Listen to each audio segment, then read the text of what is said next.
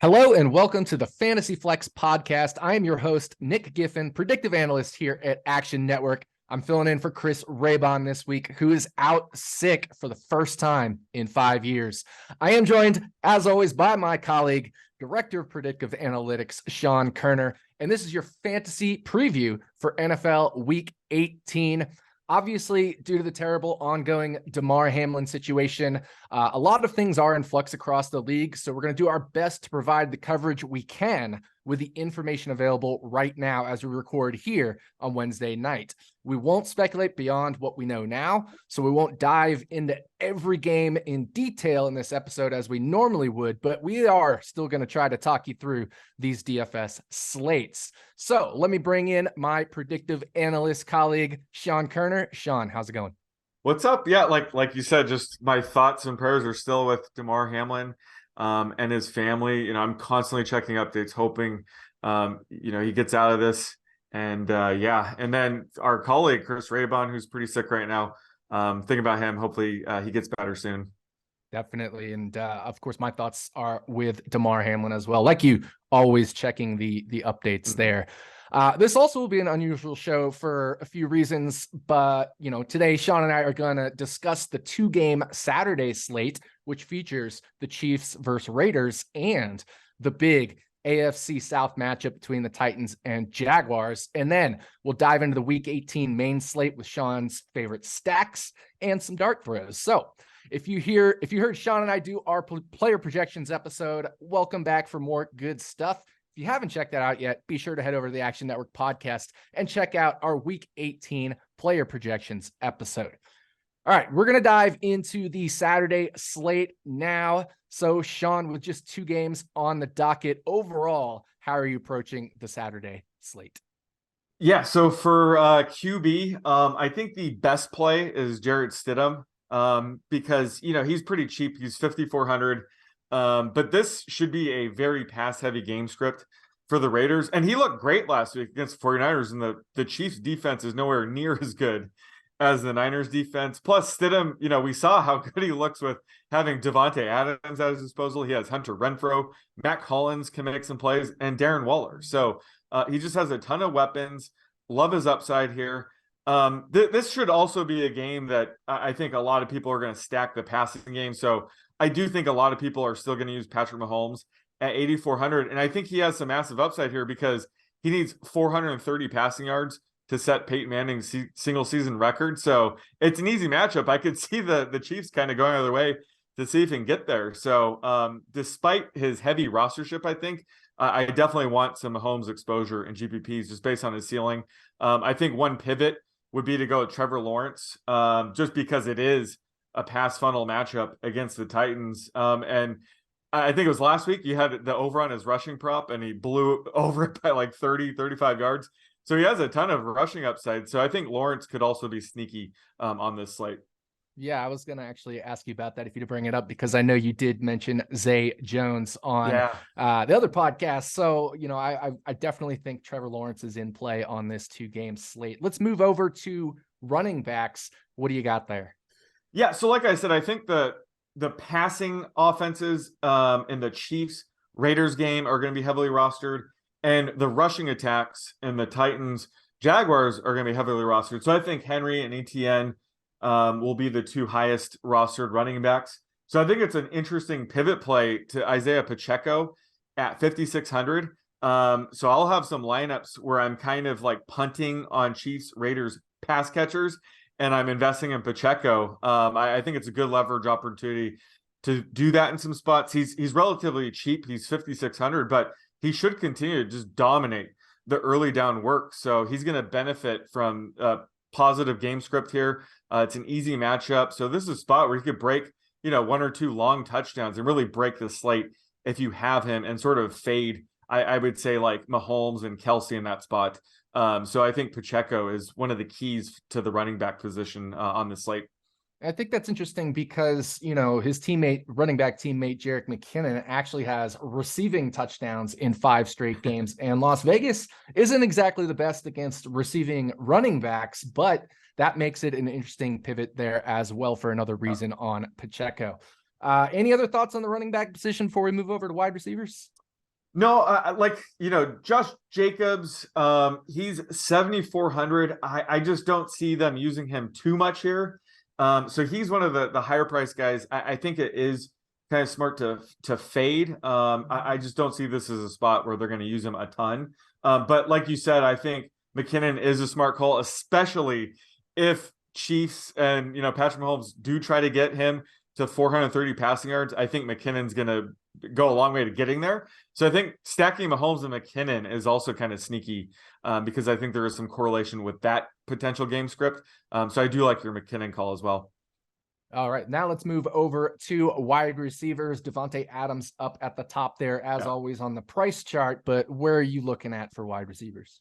Yeah, obviously Adams is a great play, even at that price point. But I think Juju Smith-Schuster is interesting at 5,400. It's easy matchup. Also, like I said, he benefits if Mahomes does try to get to 430 yards to break the single season record. Juju's 102 yards away from 1,000. Not sure that matters too much for him, but it's always worth pointing out for milestones like that. So like him as an overall play, cash games, certainly potentially GPPs if you want to stack with Mahomes, but I think everybody's going to be doing that. So that leads me to my favorite play on the entire slate, and that's Zay Jones, who has been way too cheap all year, but now he's finally priced somewhat appropriately at 5K. But, this is going to be a matchup where I think he goes off. Like we said, the Titans are a pass funnel defense. So the Jaguars could be pretty pass heavy, even if they get up early in this game. Plus, Zay Jones has incentives to look out for in week 18 as well. He needs 2 receptions to get $250,000. And he needs 98 yards to clear 900 yards, which would get him an extra $500,000. So he has a lot on the line this week.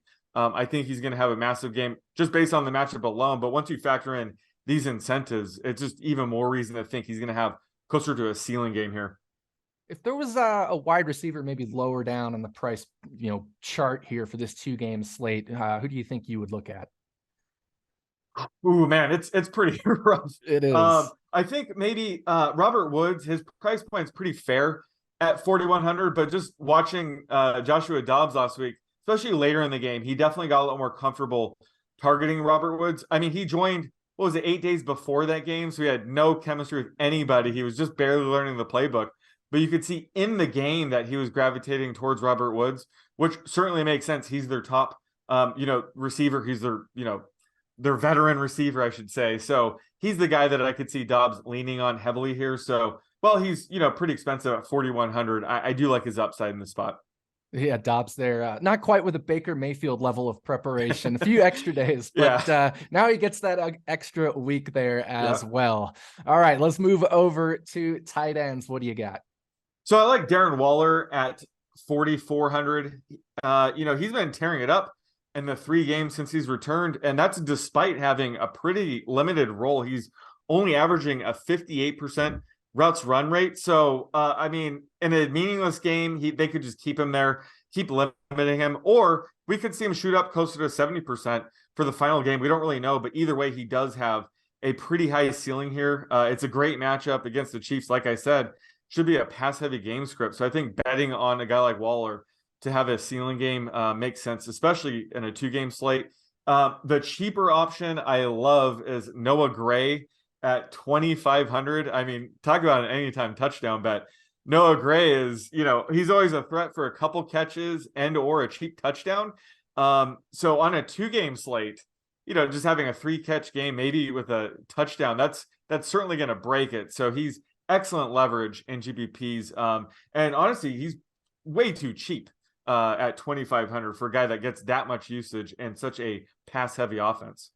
Yeah, and you mentioned the whole Mahomes 430 yards thing. If that is an angle, I think this could be a slate where maybe we go 2 tight ends, use a tight end in the flex if you want to use Travis Kelce as one of those tight ends, and then use Waller, for example. Or if you really want to get creative, then go the 1 tight end, but make it Noah Gray. I think that's a good option as well. But I do think this is an interesting spot for 2 tight ends. How about Kelce and Gray? If you're going for the Mahomes 430 angle, stack them both, because we already know Travis Kelce is going to get his. And like I said, at Gray's price point, all he needs is 3 catches for 30 yards. And honestly, a touchdown at that point would probably be icing on the cake. But if you want to go all in with the stack, I think you just got to go all in. Because everybody's going to have Mahomes, Juju, Kelsey. So I think a double tight end stack using Gray and Kelsey is actually pretty smart in GPPs. Yeah, very creative, and don't think it'll be used too much. Any other final thoughts on the Saturday slate, maybe the defensive position or anything?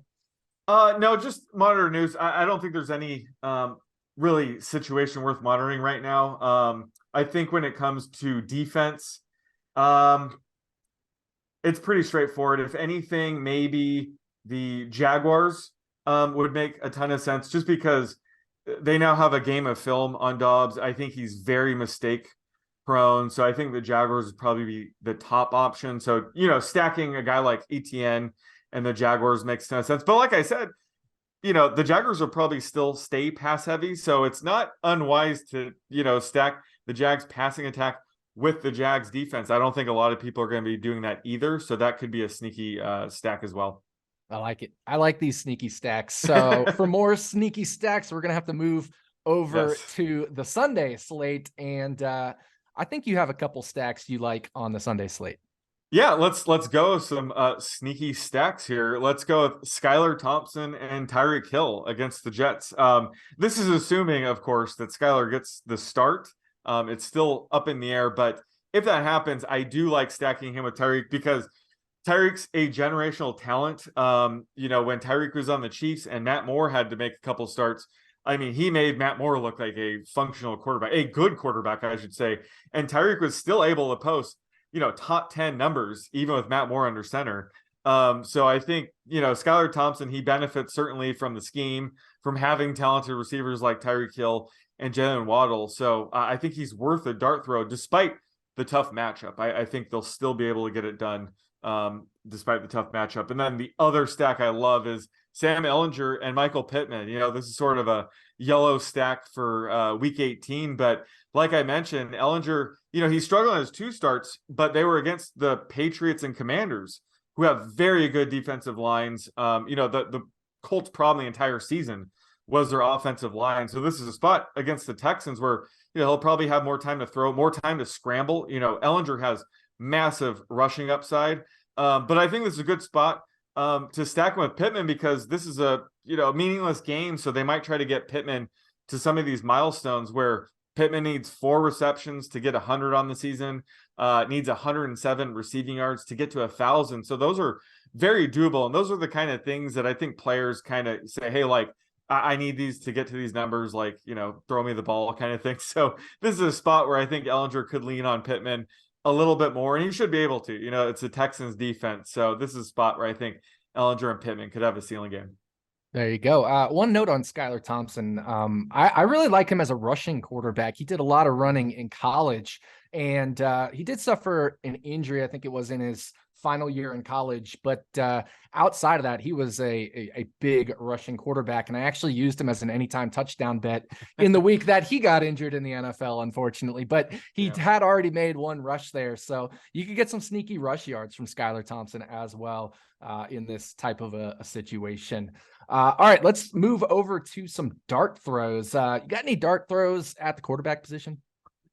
Yeah, so I have dart throws for every position. QB, it's tough. Like I mentioned, Skylar Thompson is a great dart throw. However, I think I'm going to get really gross here and go with Nathan Peterman at 4,800. I mean, that's essentially min price for QB now. So he's getting the start for Justin Fields. I can't imagine too many people are going to be on him. His rostership will probably be below 2%.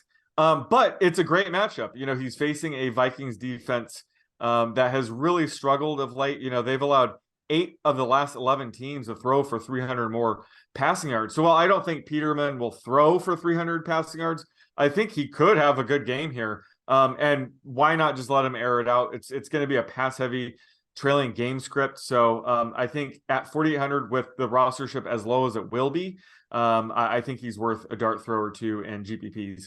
Yeah, against the fraudulent Minnesota Vikings and their fraudulent record that we've been banging the drum on. Still all 10-0 in season. one-score games. I know. They just get blown out or win a close game. That's all they got. I saw that chart where if you flipped all the one-score games, they'd be dead last in the NFL. So, oh my god, yeah, that's pretty funny. How about the running back dart throw?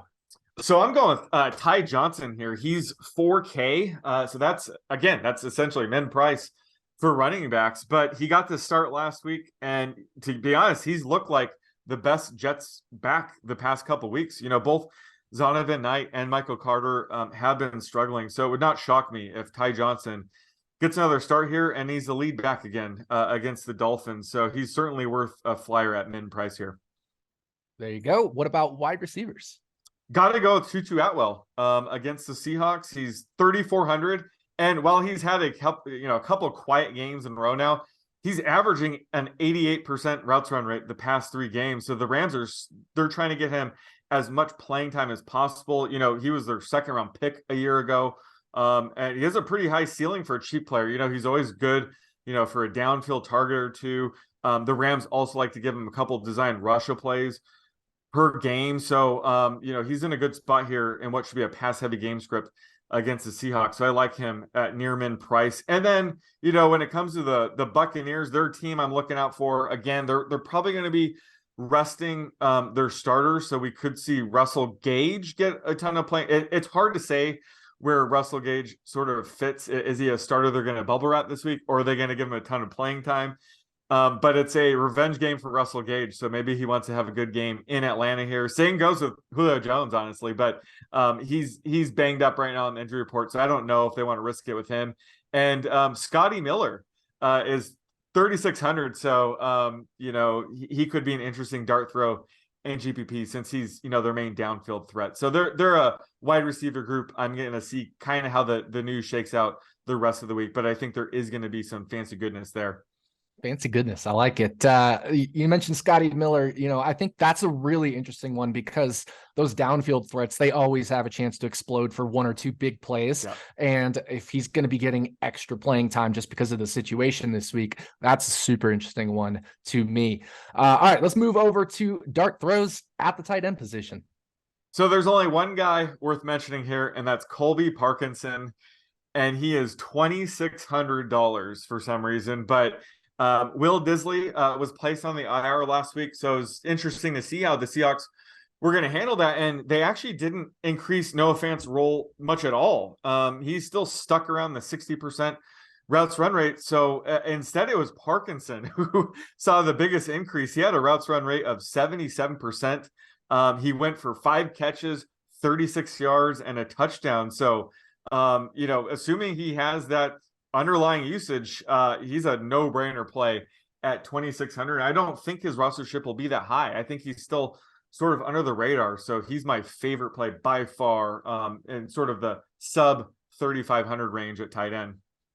Man, these dart throws have been great. You've picked a guy, I think, near the bottom of the price point at every single position this week. So lots of good dart throws out there, but that's week 18 for you. Yes. We talked about it. You got to monitor in the news. You got to figure out where the incentives are, which teams will be resting players. So that's part of the puzzle of piecing together week 18. Any other final thoughts here on the Sunday slate? No, just as always, look into these situations where teams might be resting, look into potential milestones, single season records, incentives. I'll probably have more later in the week, so look out for those. Sounds good. That's what we'll be doing. And that is going to be our show for today. Thank you, everybody, for joining us. And for more great fantasy content from me, Sean, and Chris Raybon, and our whole Action Network team, check out actionnetwork.com and the Action Network app. Also, a reminder to listen to our full player projections episode over on the Action Network podcast channel and join us on Friday morning for the night shift episode, which will cover Sunday night football between the Packers and the Lions, as well as our NFL Week 18 luck rankings, which I have a little bit of a hand in there. Thanks again for joining us. Good luck this weekend, and we'll see you next time here on the Fantasy Flex podcast.